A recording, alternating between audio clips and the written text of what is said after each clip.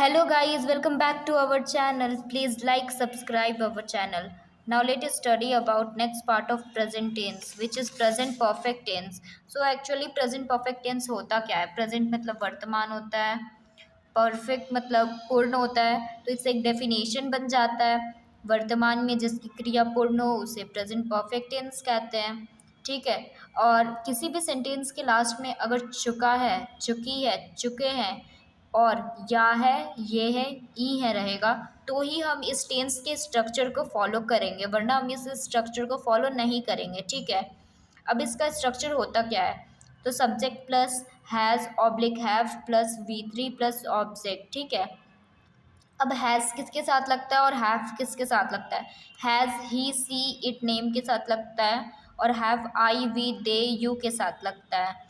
अब let take one example to understand the present perfect tense. ठीक है। तो एक एग्जाम्पल हम लोग लेते हैं, वह खाया है और वह खा चुका है। ठीक है। देखो लास्ट में या है और लास्ट में चुका है, तो ये दोनों सेंटेंस तो एक ही है, तो इसका सेंटेंस का इंग्लिश भी एक ही होगा ना।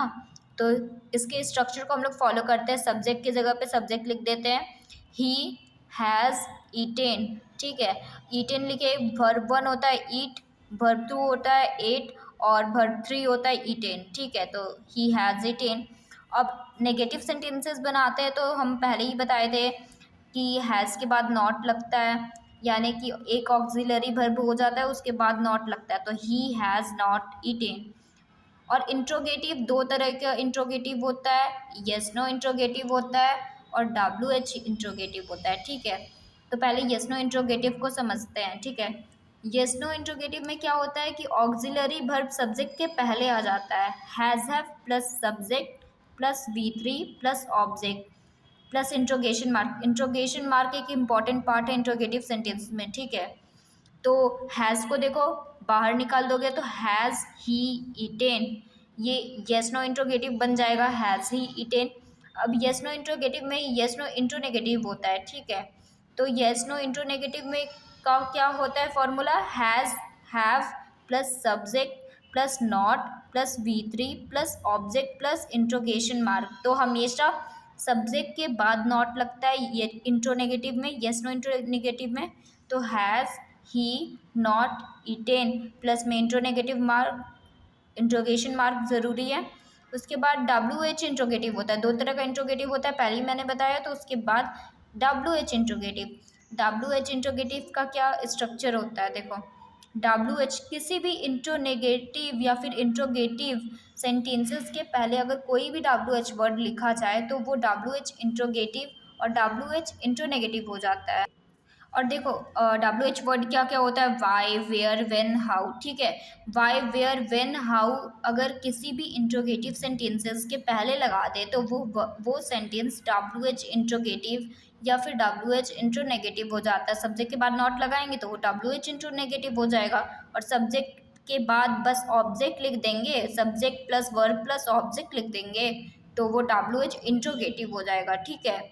तो इसी स्ट्रक्चर पे फॉलो करके हम लोग WH इंट्रोगेटिव और WH इंट्रोनेगेटिव बनाएंगे। तो देखो WH वर्ड, किसी भी वर्ड को ले लेते हैं, जैसे वाई को हम लिए तो वह क्यों खाया है या फिर वह क्यों खा चुका है, तो वाई हैज़ ही और V3 लगा देंगे ईटेन प्लस में इंट्रोगेशन मार्क। ठीक है। अब WH इंट्रोनेगेटिव का क्या होगा? WH plus has have plus subject plus not plus V3 plus object plus interrogation mark, यानी कि हैज़ हैव प्लस सब्जेक्ट के बाद नॉट प्लस V3 लगाएंगे तो वो क्या बन जाएगा? WH इंटू नेगेटिव बन जाएगा। तो why has he not eaten plus में इंट्रोगेशन मार्क। ठीक है। तो प्रेजेंट परफेक्ट टेंस का एक ही स्ट्रक्चर होता है, उसी पे सारा सेंटेंस मतलब प्रेजेंट परफेक्ट का बन जाएगा। बस इतना याद रखना है कि ये अगर लगा रहे तो ही हम लोग यूज़ करेंगे, वरना हम लोग यूज़ नहीं करेंगे। ठीक है। खाया या ये ई, चुका है, चुकी है, चुके हैं रहेगा तभी हम लोग यूज़ करेंगे। ठीक है। अगर इसके जगह पे या ये ई लगा रहेगा और है नहीं रहेगा तो हम लोग यूज़ नहीं कर सकते, ये सेंटेंस गलत हो जाएगा। ठीक है। अगर या है, ये है, ई है रहेगा तो ही हम लोग ये स्ट्रक्चर को फॉलो करेंगे, वरना नहीं करेंगे। ठीक है। तो दुनिया का सारा सेंटेंस अगर प्रेजेंट परफेक्ट टेंस का होगा तो वो इसी स्ट्रक्चर पे फॉलो होगा। Please like, subscribe and comment for next part.